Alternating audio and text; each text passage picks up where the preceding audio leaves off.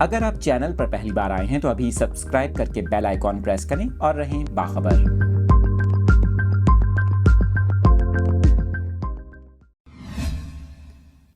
آپ کے ساتھ موسم سے متعلق یہ لیٹسٹ اپڈیٹ سے شیئر کر رہے ہیں۔ محکمہ موسمیات کی جانب سے ملک کے مختلف علاقوں میں بارشوں کی نوید سنا دی گئی۔ چیف میٹرولوجسٹ ڈاکٹر سردار سرفراز کی جانب سے کہا گیا کہ 25 فروری سے ملک بھر میں بارشوں، ژالہ باری اور برف باری کا نیا سلسلہ متوقع ہے۔ کراچی اور بلوچستان کے کچھ حصوں میں بھی اس دوران گرج چمک کے ساتھ ہلکی بارش کا امکان ہے۔